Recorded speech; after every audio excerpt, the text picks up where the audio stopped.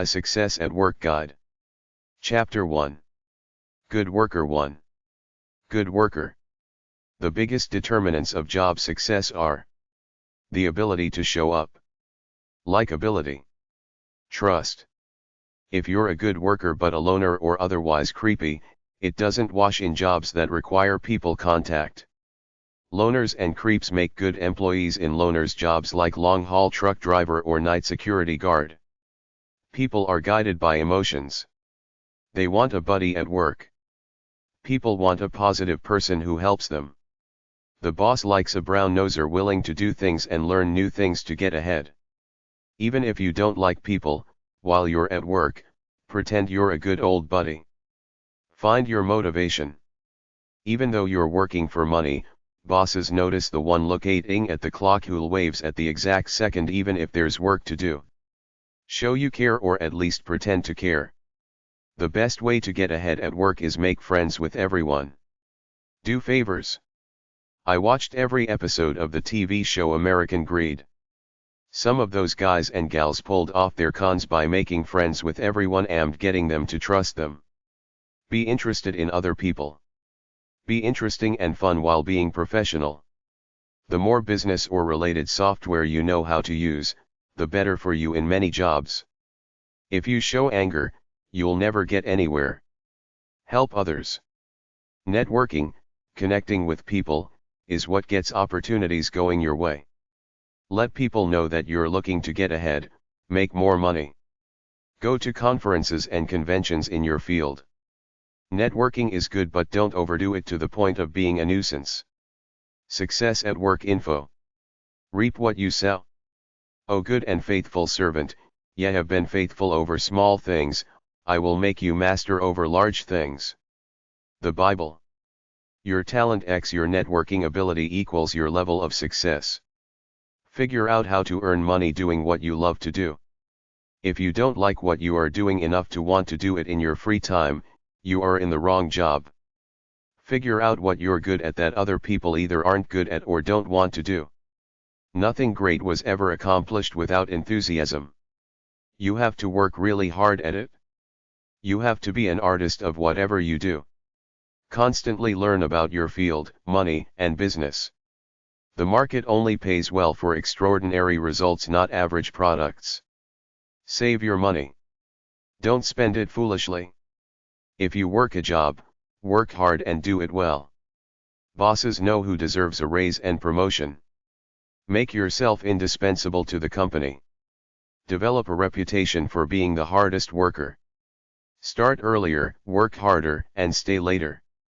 If you love your job, work every day. Have a sense of urgency about your work. Don't drink coffee and read the paper first. Work. Don't procrastinate. Opportunities for promotion will come only if you put in the extra time and the extra hours.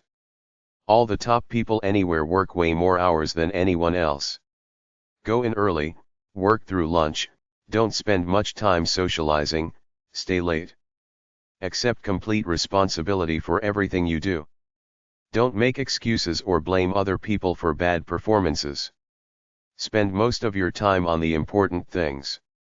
Offer to do some petty things your boss does, like filter his email every morning. Never be satisfied. Always try for progress. Do your job well, then go to your boss and ask for more responsibility, then do whatever he gives you well. Each time you get a new responsibility, you get an opportunity to become more valuable. Do the job quickly. When told to do something, do it now. Have a sense of urgency about work.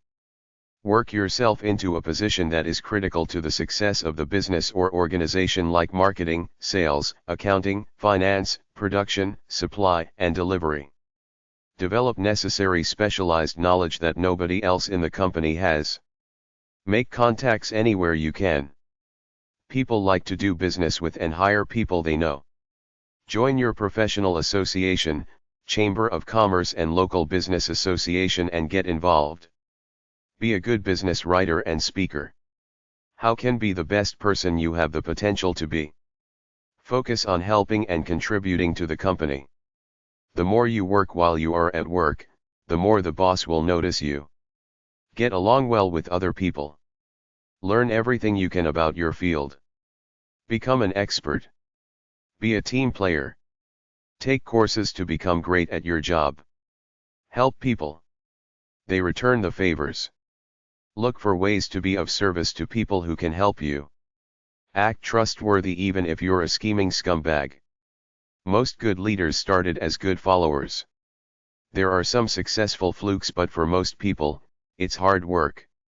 Be a brown-noser without looking like one. Obvious brown-nosers are quickly recognized and not taken seriously except when the boss needs a front man to cover for him. The boss knows he's loyal but still knows he's a slippery character because brown-nosing is the art of faking sincerity. You have to act quiet and dignified and actually be a good worker. Make your boss look good. If he's a good boss, he'll remember and promote you. If you work hard and the boss doesn't promote you, find another job. Be positive and upbeat. Be friendly but reserved. Help your coworkers. Talk to people in a non-threatening way. When they feel they can trust you, they'll tell you about office politics or secrets. Make friends with the lowest workers. Bring in some cookies or coffee now and then. Don't gossip with the gang. Be their friend but be apart from them. Be willing to do the tough jobs and do them well. Keep a Bible in your desk and wear a cross necklace. Like you're reading it sometimes. Make your screensaver a picture of Jesus. If you get a good idea to make the workplace more efficient, write it out or tell your boss directly. Don't promote yourself in an obvious way. Don't put down other employees or flaunt your success in their face. Be a great worker. 1. Show up ready to work. Start the work. Stay focused on it. Take every job as if it might be the one you'll have for the rest of your life. If you love what you do, you never work a day in your life. If you're the best at what you do but go in the corner to be by yourself, eat garlic for lunch, watch porno on the internet and subtly play with yourself, hardly ever wash, look like a nerd, act arrogant and think you're the stud cock of the walk, they might keep you for a while but they will get tired of you, realize you're not that special and get rid of you because you're not good for the place as a whole. Arrogant individuals who do their own things are generally not liked by bosses because they can't be controlled and could be a disruptive force to everybody. Time and time again when I read those books about corporations at number 338 at the library, I see CEOs and bosses say technical skills count for maybe 40% of your ability to keep a job and move up in the organization, but the most important thing is really the traditional soft skills of being able to relate to your boss, get along with people, work as a team, go to work with good grooming habits, don't smell, don't fart too much around other people, don't be crude, arrive most days, arrive on time. Be pleasant, act like part of the mainstream in gang at work, in essence, people skills. The golden rule is to work hard, don't talk too much and don't gossip about anybody.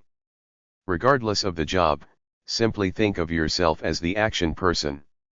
It's all about knowledge, energy, and momentum, kind of like you exude a sense of destiny about yourself. When you first get the job, be cool. Don't come on like a storm right away. Learn the politics of the place first. You don't want everybody alienating you because you make them look bad. Make friends first, then start working hard. The best way to be a great worker without being a brown-noser is to get on it, do the work, do it hard, get rid of your extra energy on the job and don't blabber too much. Many people on the job use the psychology of minimal effort. When I used to work factory-type jobs during my youth, I had lots of energy, I enjoyed exercise, so I was the opposite of most of the other guys there, doing my job and picking up their slack. They didn't care if I made them look bad or anything like that because they all saw their jobs as dead end anyway. Transform your inner potential into real production. Be a leader, show some charisma. Bosses often give new employees simple tasks to test them to see how they do. Take all tasks seriously. Include your own innovations and offer your ideas to your boss. Take initiative with a good idea. Always network on the job. Meet new people, Talk to everybody. Be friends with everybody. Help people. Be an opportunist. If you see a door open, get your foot into it. Be a good follower, team player, and leader when the situation demands it. Learn about your company. Pay attention to politics, who has got the real power, who hates who, etc., and use it all to your advantage, but don't gossip. All gossipers will eventually talk about everybody behind their backs, even the people they gossip with. Try to get in good with one of your superiors. Act like he's your mentor teaching you the ropes. Be a good student. Be a good communicator. Speak sparingly at the right times only. If you talk too much about nothing in particular, people stop listening after a while. Find the winners in your company and copy them.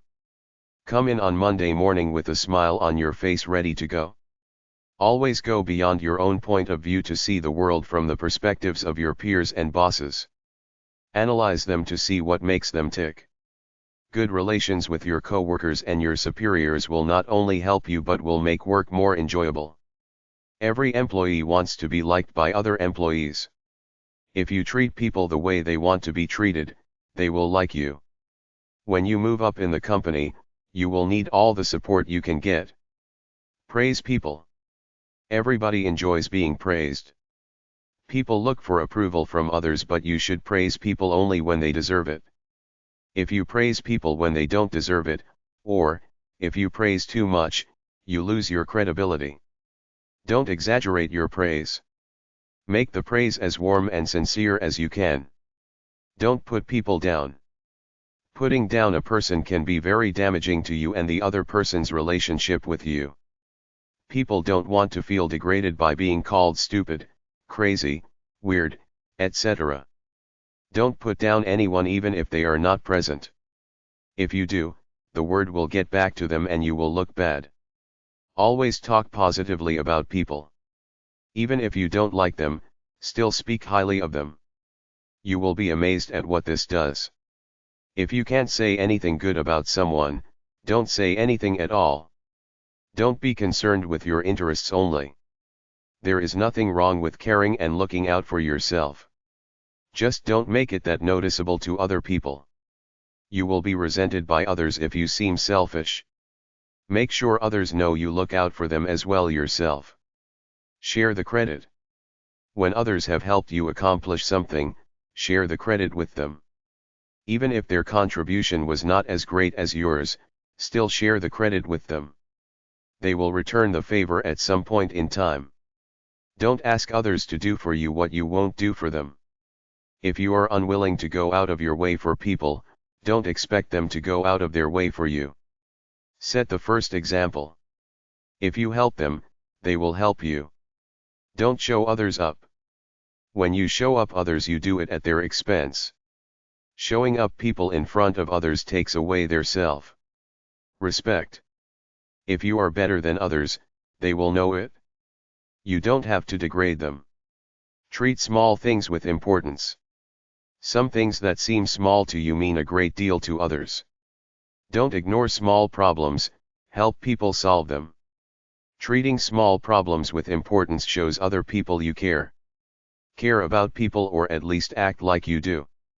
Everybody is concerned about themselves, and it is important for them to have someone care for them, or at least to have that illusion. They are touched when you care about them or pretend to. Helping people cope with life makes people feel that you care about them. Don't criticize a person in front of others. If you criticize someone in front of others, he or she will always resent you. It is one of the most degrading things you can do. If you criticize someone, criticize him constructively and privately. All people want to feel important. To make a person feel important, you must give him your undivided attention when communicating with him. Get rid of all interruptions. Make sure you have good eye contact and that you are not doing other things while talking, like reading or writing.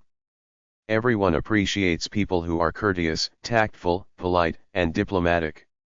The best way to learn these qualities is from others. Study someone you want to be like and learn from him or her.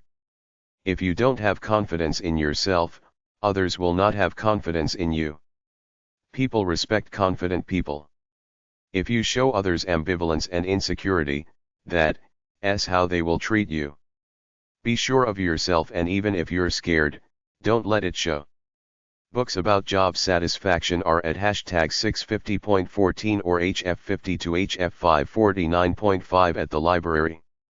SOCYBirdie.com/work/how-to-be-a-great-factory-worker. Be a great worker too. He that is slothful in his work is brother to him that is a great waster. Proverbs 18:9. I've seen literally hundreds of books on how to succeed in business and at work at number 331, number 338 and number 650 at the library. They all give you the usual spiel about how to be effective, patterned after Stephen Covey's Habits of Highly Effective People, and how to set goals and be disciplined about them, which is the crux of virtually every self-help book written in the past half-century, but I laugh at all of them because they all fail. In essence, all these so-called experts are clones following each other. It's like the blind leading the blind. I saw one of these guys on TV the other day with 5 steps on how to set goals and achieve them, but he forget one and messed up the order for the others. So much for psycho-bamboozle. If you want to be a great worker, it's simple. Go back to simple core values. Love what you do. Try hard at it because that's your job. You aim to please. Don't talk too much or too wise. Keep your nose to the grindstone and do good quality work. Your parents taught you good basic values as a kid. Stick to them now in the workforce. It doesn't hurt to read the Bible either. Act like Jesus would. The mentality of our society is that once you get a job, you're against management. Your mentality is supposed to be to get away with the least work you can, but I never went for this even when some guys on an assembly line told me to stop working so hard because I would make them look bad. If I'm there to work, I'm there to burn off energy, and that's what I do. That's why I'm a great worker, because when I go to work, I go there to work. The work itself doesn't have to inspire me in my soul, but I pretend it does and make an honest effort of it. It's all basic. Give good effort. Approach work with a spiritual, intuitive flow. Be more simple and basic than effective, anal, and nitpicky. Have a career plan. Discover your strengths and weaknesses. Work on them. Be energetic. Make your deadlines. Get to work and appointments on time. Listen when elders speak. Look professional, talk professional. Keep learning. Keep your ethics. Don't sell out. Have backup plans for when things go wrong. Be loyal to the company/boss. Here's a good poem from Rudyard Kipling, which he wrote to his son, which won the Nobel Prize in 1907. If you can keep your head when all about you are losing theirs and blaming it on you. If you can trust yourself when all men doubt you, but make allowance for their doubting too. If you can wait and not be tired by waiting, or being lied about, don't deal in lies. Or being hated, don't give way to hating, and yet don't look too good nor talk too wise. If you can dream and not make your dreams your master. If you can think and not make thoughts your aim. If you can meet triumph and disaster and treat those two impostors just the same. If you can bear to hear the truth you've spoken, twisted by knaves to make a trap for fools. Or watch the things you gave your life to, broken, and stoop and build them up with worn-out tools. If you can make one heap of all your winnings, and risk it on one turn of pitch and toss, and lose and start again at your beginnings, and never breathe a word about your loss. If you can force your heart and nerve and sinew to serve your turn long after they're gone, and so hold on when there is nothing in you except the will which says to them, hold on. If you can walk with crowds and keep your virtue, or walk with kings nor lose the common touch. If neither foes nor loving friends can hurt you. If all men count with you but none too much. If you can fill the unforgiving minute with 60 seconds worth of distance run. Yours is the earth and everything that's in it. And which is more, you will be a man, my son. Be a great worker. 3. Being a great worker depends partially on the type of job you do and partially on where you are in the food chain, boss or worker, but even with these differences, there are certain commonalities to being a great worker regardless of position or job.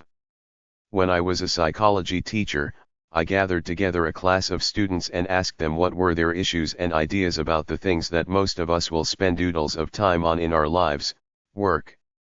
The following is a list of one-liners I gathered from several classes over a space of several years. Focus on work. It's cool to be a slacker and get one over on the boss, as some comic strips convey, but this is wrong. There's integrity and dignity to simple hard work. Don't play games. Be real with people. Treat them all with equal respect. Even if you're a loner, at work you have to get along with people and be a team player at times. Do the big jobs first, the little ones later. Don't do everything yourself. Delegate. Get help. Know yourself. You intuitively know what you have to do by virtue of being a thinking human being. Do it. Don't doubt yourself. The key is to love your work, but even if you do, you can be a victim of overwork and your health and well-being can deteriorate. When I was a kid, I had a teacher who taught us MYOB, mind your own business. Focus on your own work. Don't poke your nose in other people's work and don't gossip about them. Assuming you're somewhat ambitious, which you should be true to your ambition. Work hard with intelligence because that's how you get what you want. Don't try to be a perfectionist. Pretty good is good enough. The extra effort required for perfection is probably detrimental to your health. Don't be too serious or try to do everything. It will drain you. Zap your email list sometimes. If it's that important, they will send another one. You can't control everybody or everything, but try to control yourself. Be relaxed and calm at work no matter what. Some stress is good, stress to the point where it invigorates you to perform, but anything beyond that is detrimental. Don't take work so hard that it cuts into your health and well-being. If you're in a toxic workplace, quit if you have to in order to keep your peace of mind. You must love what you do. If you don't, either pretend to and stop complaining or get into another line of work. Have some kind of balance. Even if you love your work, chances are you have other loves like a spouse, kids, religion, a hobby, etc. Spend time on them too. 50% is just showing up on time day after day and giving functional effort. Be a team player regardless of whether you're worker or boss. If you're a boss, have some boss-like standards about yourself, but don't be arrogant. Have a sense of passion about your work. Help people become what they are capable of becoming. Strive to reach your potential as a good, strong, tough human being. Teamwork breeds confidence. Great managers manage themselves. Your focus is to serve your fellow man. If there's work to be done, don't waste time with talkers. Get to the point and say you got work to do. The same goes for meetings. Act like you really care even if you don't. Do your work with passion. Build relationships with people in your field. Build trust over time. Think big, great ideas. Under-promise and over-deliver on what you do. The best way to be good at what you do is for you to love it as part of your true nature. Learn from people by watching them, talking to them, and even reading good business books. Be happy with your work for the sense fulfillment it gives you. Set high standards, not perfectionist standards but a real good standard. Beyond 90%, the next 10% of quality may not be worth the added effort. Be stable. Don't be moody. Never blow up on somebody. Calm down when you're angry. You have to network around to meet people who can help you. Help people help themselves. Read both My Business and My Jobs books cover to cover.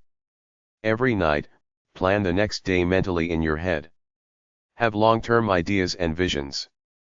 Prepare for unexpected problems. Face them in a calm manner. Admit you're human and can't do everything. Constantly analyze your life. Try to find people with similar attitudes to succeed to befriend and talk to. Preferably find an older person willing to mentor you. Whatever you do, make sure it is something useful that people get a decent benefit from. Be likable. When you feel weak or have a setback, have a rest and a cry, then get back to work. Do not accept failure. All failures are learning experiences. Sometimes offer freebies like a free product or free time in helping someone. Always learn new things in your field. Be an innovator. Create ideas.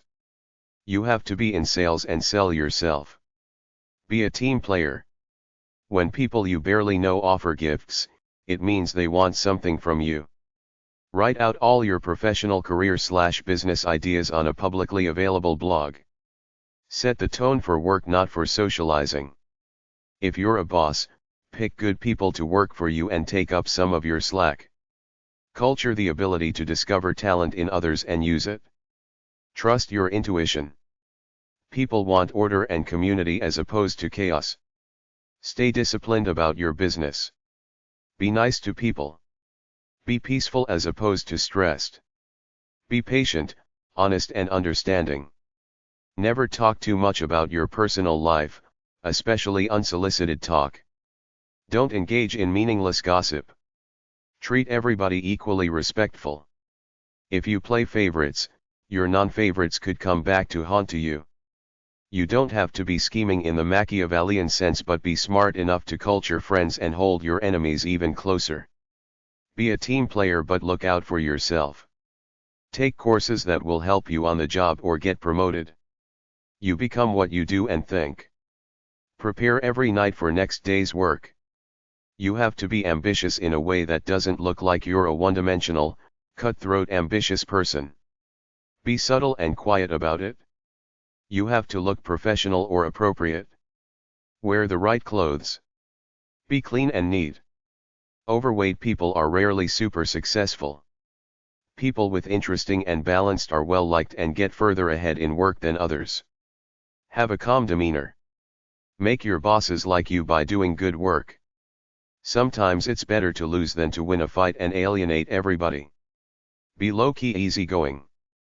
When someone else's ass is on the line, chances are they will betray you to save their ass.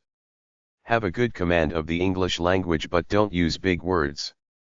Talk as you would talk to your mother or friend. Your written language either brands you an educated person or a less than educated person. Don't be an obvious suckhole. Give subtle compliments like smiling, laughing lightly, spending time in the company of your targets. Job performance is attitude and the ability to do the job quickly and efficiently with enthusiasm. If you want to be promoted, study your purse and try to achieve each of the factors in a superior manner. Act in the best interests of the company even though you're out for yourself. Every single day, plan what you will do and your comportment. Every act of anger and aggression creates equal animosity. Respect everybody. Try to like everybody. Be disciplined about your work. Try not alienate bad bosses. Try not to alienate workers. Fire the bad ones quickly. It's all about respect, being calm and not gabbing too much. Socialize with workers and bosses after work. It gives you brownie points. Be willing to change when the company dynamics change. Chapter 2. Good Worker 2. Willingness to work at work. Walt Disney said, "First find something you like to do so much you'd gladly do it for nothing, then learn to do it so well people are happy to pay you for it." The major preoccupation in most people's lives is their work, fantasies of better work opportunities and how to earn a living, but when it comes right down to it, very few people are engaged in the work they do, that is, are spirited about it. Most people go to work then put their mind in neutral or think about other things as they do it. Very few people love their jobs or get some inspiration out of it, which is a good thing in a way, because if we had a society where everybody wanted to be inspired about their work, we'd have a bunch of artists, writers, pop musicians, and wannabe professional athletes and nobody left to produce the goods or clean the streets. I'm not saying everybody should strive for work that inspires them.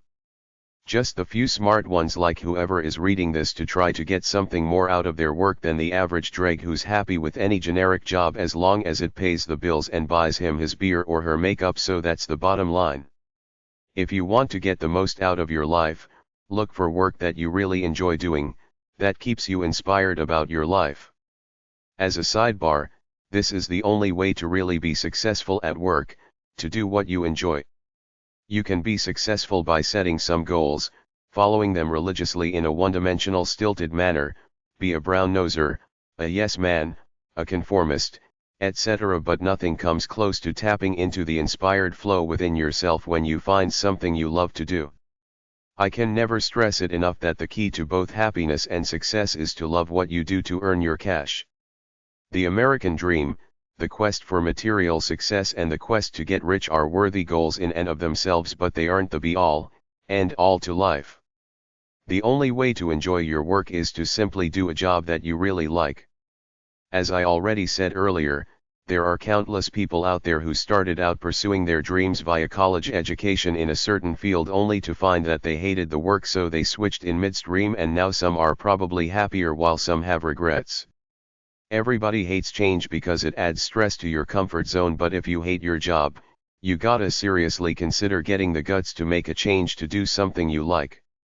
It's that simple. It will be scary, but it's your life and this is your only shot. Don't waste it doing something you don't like. Take the plunge, make that change. You have to be honest with yourself, analyze yourself, then take action. All you have is finite time. It's more important than money. Think of how you want to spend the rest of the time in your life. Workaholic/workaholism. My work is my worth. Workaholism is positive for some people because you perceive yourself as an artist of work. You love it so much that there's nothing else you'd rather do with your life, but the picture is not so clear and rosy. They say workaholism often hides other problems like wanting to escape home life, alcoholism. If you're single, you don't want to go home and be lonely, a distraction to cover up some problem you have, etc. Personally, I'm a workaholic for what I love to do because it keeps me inspired about my life. Day by day, my life is about releasing a certain amount of my natural energy to meet my own personal standard in life. This is generally a monumental amount of work, only to me it's not work. It's kind of like my fountain of youth. It keeps me young. There's almost nothing else I'd rather do. I don't want to go to Disneyland. I think most TV and movies suck. Frivolous pursuits like golf and video games bore me. I love what I do and I intuitively know it keeps me young, so I only think it's workaholism if it stresses you out, and there are plenty of counseling services opening up to treat workplace stress. Some workaholics burn out physically via heart attacks, brain hemorrhages, ulcers, etc. Other burn out mentally via depression, stress, and suicide. You need balance in your life. Remember the old cliché about not wishing you had spent more time at the office on your deathbed. Free time to do what you really want to do is the goal of life. Find something you really love to do that can earn you your cash. Lower your standard of living if it means more free time. You don't need much to live a great life. Workaholic websites. ahealthyme.com/topic/workaholism. allaboutLifeChallenges.org/workaholic.htm. en.wikipedia.org/wiki/workaholic. men.webmd.com. selfhelpmagazine.com/article/wf/work.html. workaholic.org. Workaholics Anonymous. workaholics-anonymous.org. Balance at work. The things important in my life are a sense of inspiration, personal control, peace of mind and freedom to do what I want, to live my life my way, on my own terms. I'm lucky in a way because I'm not bound by materialism for its own sake beyond taking care of my basic needs, nor the need for power over others or blind ambition. I know I'm different from a lot of people out there who work their butts off all day long, talk on their cellular phones in their cars all the time, probably make a good living, are stressed out, tired out and have addictions like food, booze, and cigarettes. These people, in my opinion, are lost because they've made money, power, and/or ambition their gods at the expense of everything else, even wife and family. They're running a race with themselves that will eventually lead them to either nowhere or an early death. The only way to say it is that you gotta compromise, and the way to do it is to become more efficient. Instead of working 12 hours a day, cut it back to 9 hours and get more work done during that time. Make it a point to knock off at 5 o'clock every day regardless of what you're doing. Rome wasn't built in a day. You should strive for a ritual like take the wife and dog out for a walk every day when you get home from work, have some romance with her, play with your kids, join a choir, take piano lessons, work out, or do something like that will get you out of the work headspace.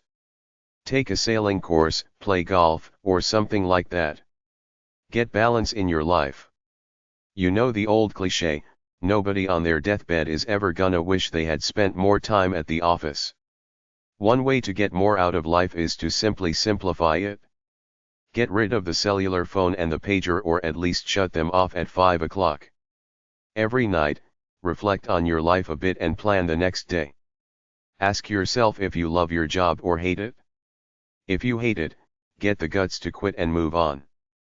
Instead of mass media all the time, spend time in complete silence in your own thoughts. Cut out some TV, magazine subscriptions, business shows on TV, etc. Don't spend money foolishly. Save wisely. Get a pet for peace of mind's sake. If you don't want to go out drinking with your co-workers or playing golf with the boss, just say your family needs you at home. Get rid of your materialistic mindset. If you work with jerks on your job, it's not a healthy environment and you must either talk to them about it or get away from them. Try to be a team player, but if the people you work with are serious assholes, it might be better to get out for your peace of mind. Don't set yourself up for disappointment by setting excessively high expectations then not reaching them. Be thankful and happy for what you achieve and for what you get out of it. Don't dwell on near misses like how you could have gotten the big promotion. You shouldn't just be a sheep at work, do the job for the paycheck and follow the herd. You should have a vision for yourself on the job, see yourself as a person with destiny going somewhere with it. Great worker one-liners. You don't have to wait until the boss shoves a pole up your ass to do great work. People who do great work without being ordered to are the most successful. Be responsible for your work. Focus on what has to be done without waiting for someone to hit you in the butt with a stern order. Make things happen. Be an action person. Take charge when the situation warrants it. Listening to orders is not enough. You have to take independent, assertive action in order to make it. Unleash your potential and fulfill it. Live as though you have something important to contribute to society. Focus on your work. Let the others gossip, play politics, and flirt with each other. Do your job well. The boss will notice in due time. Take personal responsibility for your work life, focusing on what you can do to improve things. Look for ways to master your job and improve career options. Be more effective in your everyday work. Don't be a busybody, a gossip, or a know-it-all giving unsolicited advice. Just focus on your job. Your strengths drive your success, so focus on maximizing them. Live by your word. Do what you say you will do. Be an active doer. Focus on what you want and do it. Mistakes are part of the process. Don't dwell on mistakes. Keep moving. Leadership is making decisions and making them happen. A lot of people can't make a decision. They want someone else to do it. Successful people solve problems.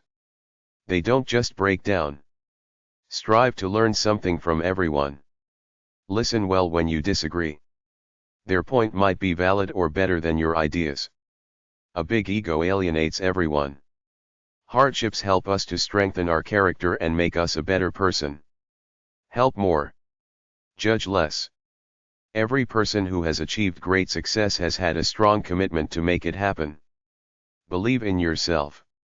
It is not ego but a belief that you can do whatever it takes to succeed.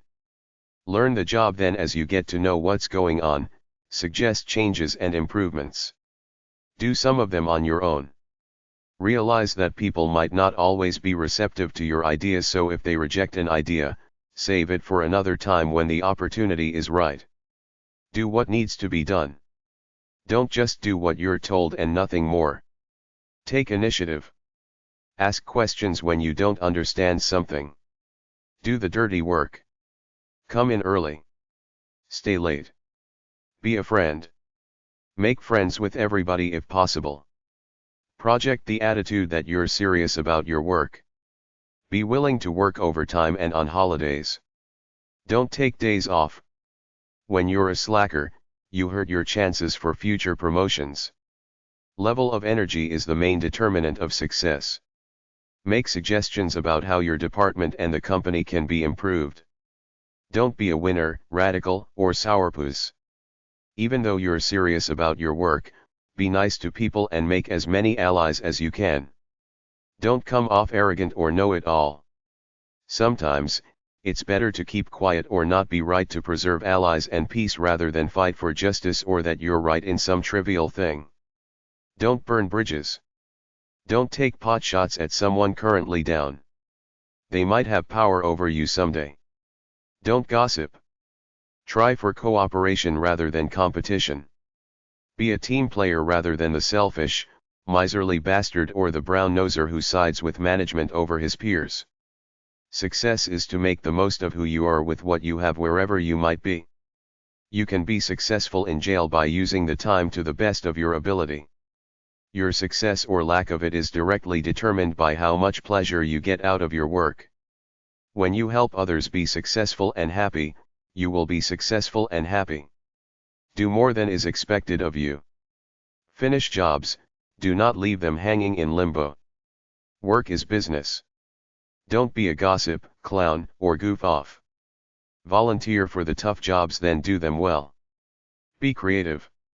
Generate ideas. Use problems as challenges to make things better. Be tenacious. When you meet resistance, don't degenerate into a low-level fighter. Step back, reevaluate and quietly do good work until another opportunity presents itself. Don't brown nose. Show your ambition through your work. Learn to enjoy the tough jobs that others don't like. A winner does his best and doesn't concern himself with whether others are competing with him. Find work you enjoy and love the process. Don't do a dull job you hate just for the money. Don't blame others for things that go wrong. Don't be afraid of being fired or making mistakes. Be true to yourself. The credit belongs to the one who makes the effort even if he comes up short. There is politics in work. Don't overstep your boundaries or anger the wrong people, but still be brave enough to take initiative. Know who you are. Your career must be your calling, not a job done just for the money. There's no ending for inspired action. You do it for life. Never be satisfied. Always try to do better and keep getting better. A positive attitude is the key to happiness at work. Mistakes are good. You learn from them and they define your borders. Don't be obsessed with your fears. Imagine the worst case scenario, probably a bit of embarrassment, then go ahead and do it. Trust people until they prove themselves otherwise. Act like you care about people or at least are mildly interested in them even if you could care less. Be a positive force to the people around you. Enjoy your life and pass it on. Love life or at least act like you do. If you're not having fun, do something else. Wherever you work, do it as though you're working for yourself. Be a team player and partner. Be smart about your work. Fix your mistakes so they don't drag you down later. Do things right the first time.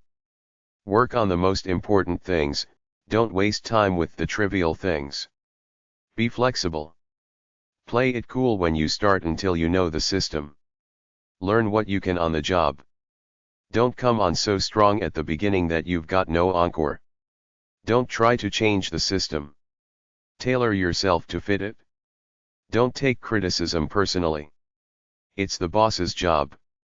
Your most important job is to develop a rapport with your bosses. Be a low-maintenance happy employee. Don't stick out as a troublemaker. Don't get caught up in work at the expense of leisure. Be clean whenever you go to work. Follow the dress code. Try to be pleasant with good energy. Don't dress sexy or act sexy. Be loyal to the company. Avoid difficult people as much as you can. Don't be late for work. Don't talk too much. Don't say anything you wouldn't want the boss to hear.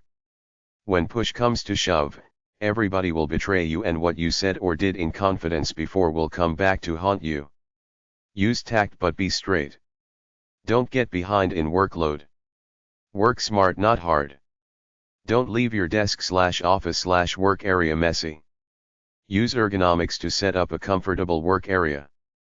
Don't give excuses. Don't panic in a tough situation. If you're ambitious, let them know by your actions and dialogue. Don't alienate different demographic workers like older, blacks, etc. Smart worker one-liners. When I sit down to work, the question is what is right, what is good, what is for the public good. Don't work for a boss that can't give you the kind of money and position you want. Find a job where there's upward mobility. Be ambitious. Focus on making yourself indispensable to your boss. Do your job well. Get in early, not late. Never refuse a request from your boss to do extra work. Be good at what you do. You will be a little nervous, apprehensive, and a little intimidated by a new job. Be friendly and polite. Ask questions if you do not understand what you're supposed to do.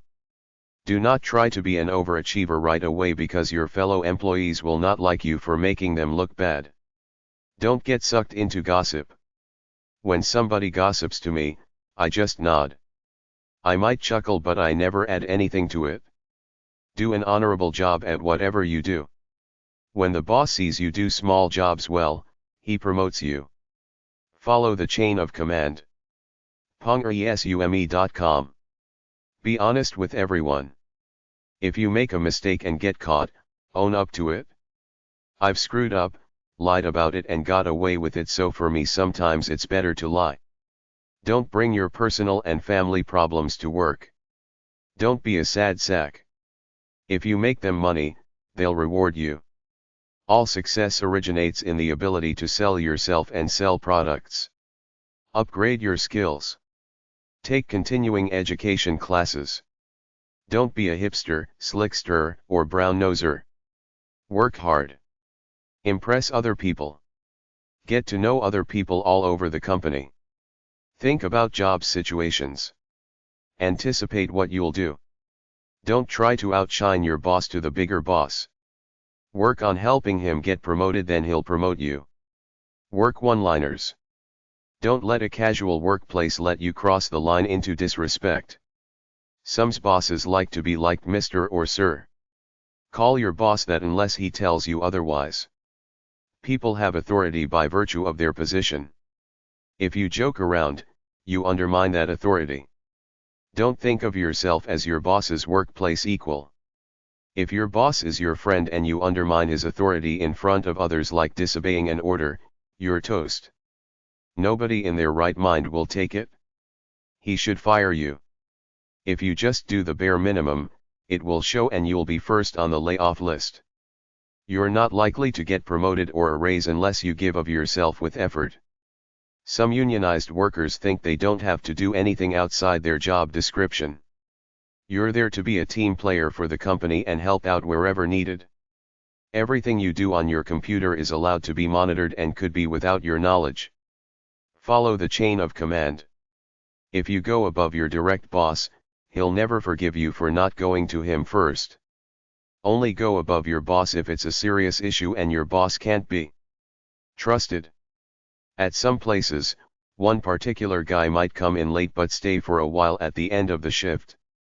If you plan to do this, make it formal. Tell the boss you want to change your work time if possible. If you have nothing good to say about someone, say nothing. It always comes back to haunt you. That's how gossip works. Everybody tells everybody else what you said. You never know who's listening anyway. People don't like gossips because they're miserable and they know they talk about them when they're not around. One time we had a guy who flaunted his so-called friendship with the big cheese. Onate, one of the boys, grabbed him by the neck, threw him on some boxes and told him to go tell his buddy, the big boss. He never brought it up again. Love your business, enjoy your work, do it well with gusto, serve your customers and the money will come. Make work your play. Find what your customer wants and give it to him in a manner which nets you a clear profit, then multiply it by finding as many customers as you can any way you can while keeping expenses down. It's the same with work. If an occupation or company doesn't pay big bucks, move on to ones that do. Be at peace with yourself. Help people get what they want out of life. The highest value you get out of your work is not really the money but what you become by it. Help me make the most of freedom and of pleasure. Nothing ever lasts forever. Everybody wants to rule the world. Tears for Fears, song. Everybody wants to rule the world. Earn your keep by mastering a soulful pursuit to a worthy level for someone to get some use out of it. The only loyalty is to you. If you get a better offer, don't be afraid of hurting your boss's feelings. If you don't get the promotion you wanted, you either keep your mouth shut and work hard or quit. Better yet, keep the job while you look for another one. If you felt you did good at the interview but didn't get a call back within 2 weeks, forget it, move on. Don't expect a great job right out of college. Take anything, then prove yourself like everybody else does. If you screw up, you're just human. It takes time to learn and gain experience about life. Don't tie your self-worth to anything in the outside world. Tie it to the intuitive standard inside. I've seen so many people destroy themselves trying to reach dreams they borrowed from the outside world that had nothing to do with who they are in their souls. If you hate your boss, try to be nice to him and use him as a learning experience. If he's still bad, quit. Don't be a cutthroat. It will come back to haunt you. Have patience. Work hard. Stay humble. Winners believe in themselves and work hard. A career is not like a ladder that you go up. That's society's definition. A career is doing things you're constantly proud of without any regard for that illusory ladder. You're never too old to do anything you want, including going back to school to start a new career. Handle the life that comes your way. Don't be overly soppy, overly sentimental, or too confrontational. Let things ride. Nothing is that deep. Don't be trivial. If you try to be a perfectionist, you will find yourself alone with your silly high standards. Don't be a crap disturber. Don't protest trivial things. Meet fate with an attitude of acceptance rather than running around like a chicken with its head cut off. Cultivate allies wherever you can. If you hate the job, quit. Relax. Without peace you don't have anything. If you feel down, get some sleep. Chapter 3. The big idea is win-win, everybody wins. Ambition, business, and work in the Bible. The Bible basically says that work and business are good if you do it for the glory of God, but if you do it for selfishness and egotistical ambition, it's wrong. Ambitious people are praised on the one hand because they achieve things, but if their attitudes are arrogant and haughty, they always end up hurting other people, thinking they're superior, acting elitist. Idolatry of one's own ego is the worship of a false god. Let nothing be done through ambition or vain conceit, but in humility let each esteem others better than themselves. Philippians 2:3. The way of man is perverse and strange, but as for the pure, his work is right. Proverbs 21:8. Trust in the Lord and do good, so shall you dwell in the land and truly you shall be fed. Psalms 37:3. There is nothing better for a man, than that he should eat and drink and that he should make his soul enjoy good in his labor. This also, I saw, was from the hand of God. Ecclesiastes 2:24. What does man gain from all his labor, from all his anxious striving and toiling under the sun. For all his days are sorrowful and his work brings grief, yes, his heart takes not rest in the night. This is also futility. Ecclesiastes 2:22-23. In all labor there is profit, but mere talk leads only to poverty. Proverbs 14:23. He that tills his land shall be satisfied with bread, but he who chases worthless pursuits is void of understanding. Proverbs 12:11. The hand of the diligent shall rule, but the lazy will be forced into slave labor. Proverbs 12:24. The slothful man does not roast what he took in hunting, but the diligent man gains precious wealth. Proverbs 12:27. The Father, who without favoritism judges according to every man's work. 1 Peter 1:17. And the Lord God took the man and put him into the Garden of Eden to work it and to tend it. Genesis 2:15. In the sweat of your face shall you eat bread, till you return to the ground, for out of it were you taken, for dust you are and to dust shall you return. Genesis 3:19. Remember the Sabbath day, to keep it holy. 6 days shall you labor and do all your work, but the seventh day is the Sabbath of the Lord your God. In it you shall not do any work, you, nor your son, nor your daughter, your manservant, nor your maidservant, nor your cattle, nor the stranger that is within your gates. For in 6 days the Lord made heaven and earth, the sea, and all that in them is, and rested the seventh day, therefore the Lord blessed the Sabbath day and made it holy. Exodus 20:8-11. If a man think himself to be something, when he is nothing, he deceives himself. But let every man test his own work, and then shall he have rejoicing in himself alone and not in another. For every man shall bear his own burden. Galatians 6:3-5. I considered that all labor and every skill come from man's envy of his neighbor. This is also meaningless, a chasing after the wind. Ecclesiastes 4:4. Come to me, all you that labor and are heavy laden, and I will give you rest. Take my yoke upon you and learn from me, for I am meek and lowly in heart, and you shall find rest for your souls. For my yoke is easy and my burden is light. Matthew 11:28-30. What is a man profited, if he gain the whole world and lose his own soul? Or what shall a man give in exchange for his soul? Matthew 16:26. Let us not be weary in well-doing, for in due season we shall reap, if we do not give up. Galatians 6:9. Better is a handful with quietness than both the hands full with toil and a chasing after the wind. Ecclesiastes 4:6. What is a man profited, if he gain the whole world and lose his soul? Matthew 16:26. This one thing I do, forgetting what lies behind and reaching forth to those things which are before, I press toward the mark for the prize of the high calling of God in Christ Jesus. Philippians 3:13-14. You shall not defraud your neighbor, nor rob him. The wages of him that you hired shall not stay with you all night until the morning. Leviticus 19:13. You shall not oppress a hired servant who is poor and needy, whether he is of your brethren or of your strangers that are in your land. At day's end you shall pay him his wages, neither shall the sun go down upon it, for he is poor and is counting on it, lest he cry against you to the Lord and it be sin to you. Deuteronomy 24:14-15. By much slothfulness the building decays, and through idleness of the hands, the house falls through. Ecclesiastes 10:18. My beloved brethren, be steadfast, unmovable, always abounding in the work of the Lord, since you know that your labor is not in vain in the Lord. 1 Corinthians 15:5-8. Go to the ant, you sluggard, consider her ways and be wise. How long will you sleep, O sluggard? When will you arise out of your sleep?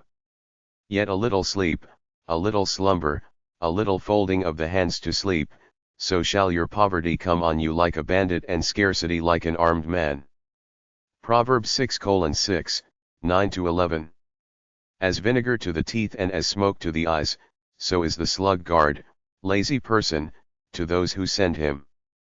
Proverbs 10:26. The slothful man does not roast his game, but the diligent man obtains good things. Proverbs 12:27. The soul of the sluggard desires and has nothing, but the soul of the diligent shall be made prosperous. Proverbs 13:4. The way of the slothful man is overgrown with thorns, but the way of the righteous is made level. Proverbs 15:19. He that is slothful in his work is brother to him that is a great waster. Proverbs 18:9. Slothfulness brings on deep sleep and an idle soul shall suffer hunger. Proverbs 19:15. The craving of the slothful will be the death of him, for his hands refuse to labor. Proverbs 21:25. The lazy man will not plow by reason of the cold, at harvest time he shall beg and have nothing. Proverbs 20:4. The thoughts of the diligent lead to abundance, but everyone who is hasty is led to poverty. Proverbs 21:5. The drunkard and the glutton shall come to poverty and drowsiness shall clothe a man with rags. Proverbs 23:2. He that tills his land shall be satisfied with bread, but he who chases worthless pursuits is void of understanding. Proverbs 12:11. The hand of the diligent shall rule, but the lazy will be forced into slave labor. Proverbs 12:24. The slothful man does not roast what he took in hunting, but the diligent man gains precious wealth. Proverbs 12:27. In all labor there is profit, but mere talk leads only to poverty. Proverbs 14:23. The thoughts of the diligent lead only to prosperity, but those of the hasty lead only to want. Proverbs 21:5. Do you see a man diligent in his business? He shall stand before kings. Proverbs 22:29. He that tills his land shall have plenty to eat, but he who follows after foolish fantasies shall have poverty. Proverbs 28:19. I looked on all the works that my hands had made and on the labor that I had labored to do, and, behold, all was meaningless, a chasing after the wind and there was no profit under the sun. Ecclesiastes 2:11. Behold what I have seen, it is good and fitting for one to eat and to drink and to enjoy the good of all his labor that he does under the sun all the days of his life, which God gives him, for this is his lot, this is the gift of God. Ecclesiastes 5:18-19. Labor not for the food which perishes, but for that food which endures to everlasting life, which the Son of Man shall give to you. John 6:27. I have coveted no man's silver, or gold, or apparel. Yes, you yourselves know, that my hands have supported myself and my companions. I have showed you all things, how that in laboring you ought to support the weak and to remember the words of the Lord Jesus, how he said, it is more blessed to give than to receive. Acts 20:33-35. Be not slothful in business, be fervent in spirit, serving the Lord. Romans 12:11. He who sows sparingly shall reap also sparingly, and he who sows bountifully shall reap also bountifully. 2 Corinthians 9:6. Let him that stole steal no more, but rather let him labor, working with his hands the thing which is good, so that he may be able to give to those in need. Ephesians 4:28. Serve with good will, as doing it for the Lord, not for men. Ephesians 6:6-7. Study to lead a quiet life and to do your own business and to work with your own hands, as we commanded you, so that you may walk honestly toward outsiders and that you may lack nothing. 1 Thessalonians 4:11-12. Now we command you, brethren, in the name of our Lord Jesus Christ, that you withdraw yourselves from every brother who is idle and not living according to the tradition he received from us. For you know how you ought to follow us, for we were not idle while among you, nor did we eat any man's bread without paying, but we labored night and day so that we might not burden any of you. This was not because we have no right, but in order to make ourselves an example to you to follow. For even when we were with you, this we commanded you, if any will not work, neither should he eat. For we hear that there are some of you are living in idleness, not working at all, mere busybodies. Now such as these we command and exhort by our Lord Jesus Christ, so that with quietness they work and earn their own living. 2 Thessalonians 3:6-12. If any provide not for his own and specially for those of his own house, he has denied the faith and is worse than an infidel. 1 Timothy 5:8. Listen now, you rich men, weep and wail for the miseries that shall come upon you. Behold, the wages of the laborers who have harvested your fields, which you kept back by fraud, cry out, and the cries of the harvesters have entered into the ears of the Lord Almighty. You have lived in pleasure and luxury on the earth, you have fattened your hearts, as for a day of slaughter. James 5:1-5. There is no iniquity with the Lord our God, nor favoritism toward persons, nor taking of gifts. 2 Chronicles 19:7. The thoughts of the diligent lead only to prosperity, but those of the hasty lead only to want. Proverbs 21:5. See you a man diligent in his business? He shall stand before kings. Proverbs 22:29. He that tills his land shall have food in abundance, but he who follows fleeting fantasies shall have poverty. Proverbs 28:19. The sleep of a laboring man is sweet, whether he eat little or much, but the abundance of the rich will not allow him to sleep. Ecclesiastes 5:22. Whatever your hand finds to do, do it with your might. Ecclesiastes 9:10. Be not slothful in business, be fervent in spirit, serving the Lord. Romans 12:11. Whether you eat, or drink, or whatever you do, do all to the glory of God. 1 Corinthians 10:31. My beloved brethren, be steadfast, unmovable, always abounding in the work of the Lord, since you know that your labor is not in vain in the Lord. 1 Corinthians 15:58. Serve with good will, as doing it for the Lord, not for men. Ephesians 6:6-7. Study to lead a quiet life and to do your own business and to work with your own hands, as we commanded you, so that you may walk honestly toward outsiders and that you may have lack of nothing. 1 Thessalonians 4:11-12. Listen, now, you who say, today or tomorrow we will go into such a city and continue there a year and buy and sell and make money. And yet you do not know what will happen tomorrow. For what is your life? It is like a vapor, that appears for a little time and then vanishes away. Rather, you ought to say, if the Lord wills, we shall live and do this or that. James 4:13-15. Better is a little with righteousness than great revenues gained dishonestly. Proverbs 16:8. The rich man's wealth is his strong city and like a high wall in his own conceit. Proverbs 18:11. Be of the same mind one toward another. Be not high-minded, but be willing to condescend to men of low estate. Be not wise in your own conceits. Romans 12:16. Behold, some that are last shall be first and some that are first shall be last. Luke 13:30. See you a man wise in his own conceit? There is more hope for a fool than for him. Proverbs 26:12. Let him that thinks he stands firm take heed lest he fall. 1 Corinthians 10:12. Wise men die, likewise the fool and the senseless perish and leave their wealth to others. Their inward thought is that their houses shall continue forever and their dwelling places to all generations, they call their lands after their own names. Nevertheless man, despite his honors, abides not, he is like the beasts that perish. Such is the fate of the foolish and of their followers who approve their sayings. Like sheep they are laid in the grave, death shall feed on them, and the upright shall have dominion over them in the morning, and their beauty shall decay in the grave, far from their dwelling. But God will redeem my soul from the power of the grave, for he shall receive me.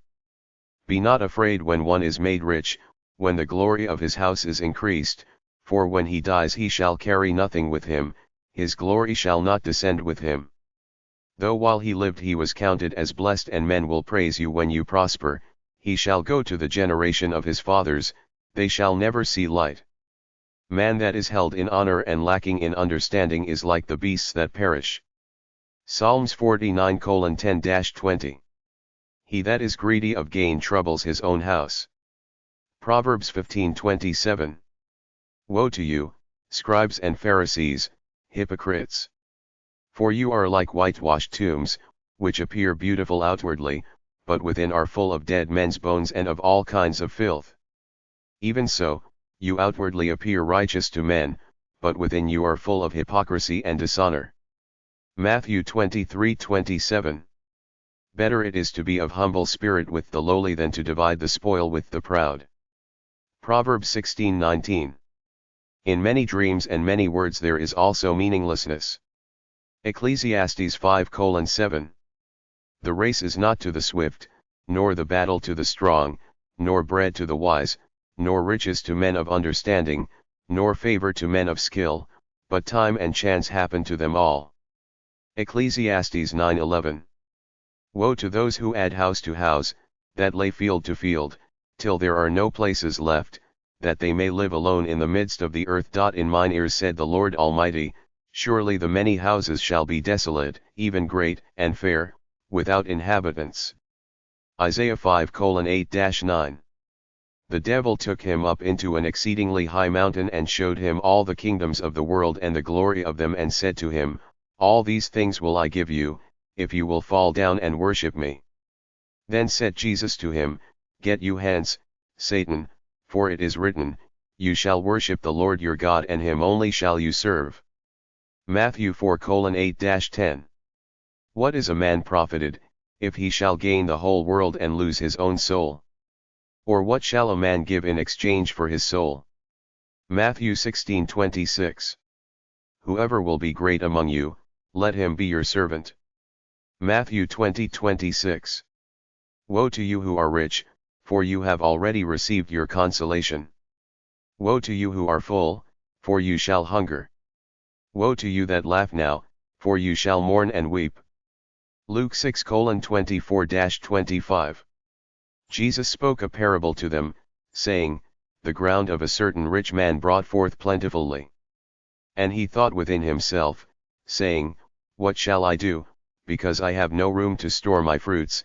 And he said, This will I do, I will pull down my barns and build larger, and there will I store all my fruits and my goods. And I will say to my soul, Soul, you have much goods laid up for many years, take your ease, eat, drink and be merry. But God said to him, You fool, this night your soul shall be required of you. Then whose shall those things be, which you have provided? So is he who lays up treasure for himself and is not rich toward God. Luke 12:16-21. Behold, some that are last shall be first, and some that are first shall be last. Luke 13:30. That which is highly esteemed among men is abomination in the sight of God. Luke 16:15. Jesus said to them, The kings of the pagans exercise lordship over them, and they that exercise authority upon them are called benefactors. But you shall not be so, but he who is greatest among you, let him be as the younger, and he who is chief, as he who does serve. For which is greater, he who sits at the table, or he who serves? Is it not he who sits at food? But I am among you as he who serves. Luke 22:25-27. Set your affection on things above, not on things on the earth.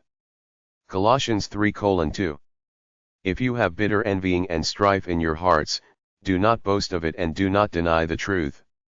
This so-called wisdom descends not from heaven, but is earthly, sensual, devilish. For where envying and strife are, there is disorder and every evil work. But the wisdom that is from above is first pure, then peaceable, gentle, and easy to be entreated, full of mercy and good fruits, without partiality and without hypocrisy. James 3:14-17. All that is in the world, the cravings of the sinful nature and the lust of the eyes and the pride of life, is not of the Father, but is of the world. 1 John 2:16. New Age Business Philosophy. According to a New Age article, companies should create a light, lively, lightly colored setting with windows and inspirational slogans on the walls. Have flexible working schedules so workers can take time off when they need to. Have a meditation room with a masseuse or a chiropractor, some touchy-feely therapist who touches you somehow. Have a sleep room for power naps. Exercise room. TV room, reading room. Group sessions where the workers talk about their feelings on company time. Sabbaticals, up to 6 paid months off after 5 years of service to relax and get a new perspective. Management should work as a team with workers. Obligations of corporations. Directors of public corporations have a general standard they have to live by, otherwise they can be booted out by the corporate regulators. These general rules make good sense for all managers in all companies, including private ones. Some are as follows. Act honestly in the best interests of the corporation. Act in good faith. Your undivided loyalty is to the corporation, even over your own self-interest. Avoid conflict of interest. The interests of the company must come before you try to line your own pockets. Any situation which puts money in your pocket at the expense of the corporation is at the least morally reprehensible, at the most, a violation of criminal law that could land you in jail. Do not misuse position or knowledge. Directors must not make improper use of information acquired by virtue of their position to gain, directly or indirectly, something for themselves or their allies or to cause detriment to the corporation. Exercise care and diligence. People put into positions of responsibility in a business corporation must exercise the degree of care and prudence that a wise, cautious person would. Don't make hasty decisions or do reckless things with other people's money. Wage increases are one of the ways to reward and motivate workers, but the question is, can you afford an across-the-board increase? Nothing will arouse the wrath of one group of workers as giving another group or individual a raise and not them. Before you give a raise, make it universal for everybody, calculate how much it will cost and do it or don't, depending on if you can handle the increase in labor costs. If the business is doing fine, don't think twice about giving the workers raises and building a nice lunchroom for them. Invest in them. They're what makes your business a success. If you can't afford a wage increase, give them other breaks like Friday afternoons off once a month, good Christmas bonuses, a big barbecue or party, etc. Employees are very aware of how generous or stingy you are with them. Businesses are obligated to provide a vacation with pay to any employee who has worked there for 12 months or more. If the employee does not take the vacation with pay and they lose their job, they're entitled to receive at least 4% of their wages earned during that year. Departing employees are entitled to outstanding wages, vacation pay and payments the employee paid into the pension fund, if applicable. Severance pay, which is extra pay for getting rid of the employee, is a matter of personal preference on behalf of the company, but many companies feel it's good policy to give terminated workers some extra money because it lessens the incidence of lawsuits against them for wrongful termination and the like. A lot of companies get sued for wrongful dismissal. The employee thinks he or she was terminated for unreasonable grounds, and often, beyond suing the company, individual managers are sued as well for what is sometimes called bad faith. There is some case law supporting these types of lawsuits, but as of now, no specific statutes. With sexual harassment and harassment claims in general, a lot of workers are now suing the company as well as individual managers who they claim knew about the harassment but did nothing about it. As with wrongful termination lawsuits, there is some case law supporting it but no direct statutes. Be a good negotiator. The art of negotiation is all about compromise and seduction. There isn't a winner and a loser. Both sides win. Make the other guy feel like he's your buddy, like you feel his pain, then just talk straight with him, man to man. Don't try to bullshit. You can take either one of two ploys. 1. I'm the hotshot. Even if I don't have the leverage, I will still act like I do. On a sinking ship, I would rather go down with my head held high rather than bow down to anyone. 2. Flush your ego down the toilet.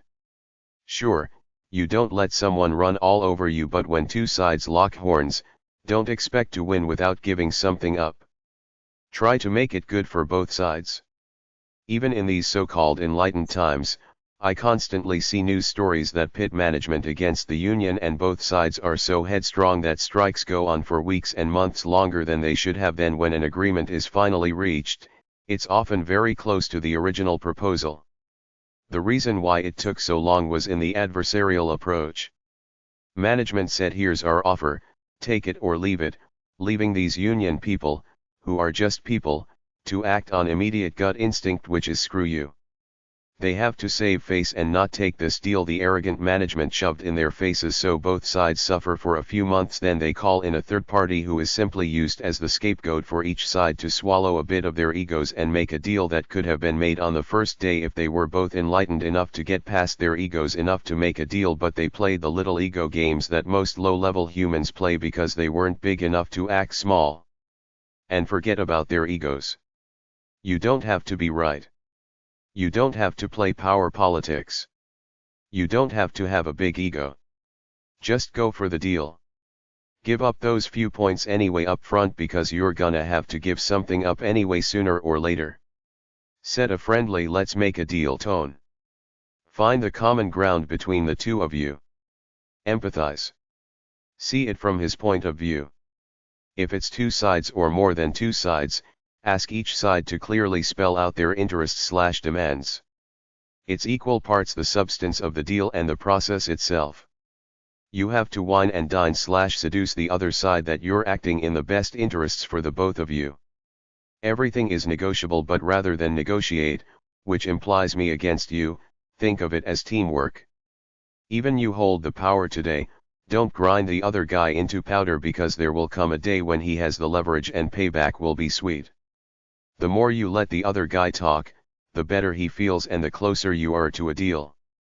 Be aware of your body language and tone of voice. They communicate more than what you say. Once you are perceived as a phony, slippery character, it's probably all over. You need trust. Don't be above taking your client/boss out to lunch, supper, bar, disco, strip joint, etc. Food, booze, and naked women dancing on a stage have the power to seal a lot of deals. Most people are up for win-win cooperative negotiations. Some are aggressive self-centered bastards who alienate the other side, and some hate it so much they give up everything to get it done and get out of there. The critical element is power. Analyze it to see who stands to lose more if the deal isn't made. If you have the power, don't abuse it, because people could do drastic things to try to spite you to get it back. So present a fair offer and remind them once or twice you're the guy in the better position, so they should consider it. People often bluff to pull out and even walk away. Then 2 days later, when you haven't called to accept their offer, they call you and make a deal. Sometimes this even goes for months when one side walks out, but they eventually cave and come back because you're the one with the power.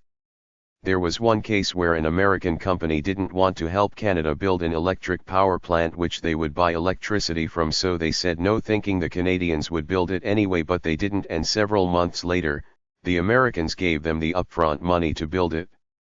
If you want to negotiate anything, have your plan all set up beforehand, know who to contact specifically, set up a meeting and show them your stuff. Have your compromises figured out too. Pick your top priorities and stick with them. Don't be rigid. Have several possible deals in mind. Don't bluff. Always get the other guy to make the first offer so you know where he's at, then reject it no matter what. Trade off the stuff you don't care about much in favor of your top priority. If the other guy is pressing you, tell him you have to make an important phone call. The break will cool him off. When someone says no, persistence can often wear him down. You have to catch him at the right time. Everything happens in the last minute. Knowledge is power.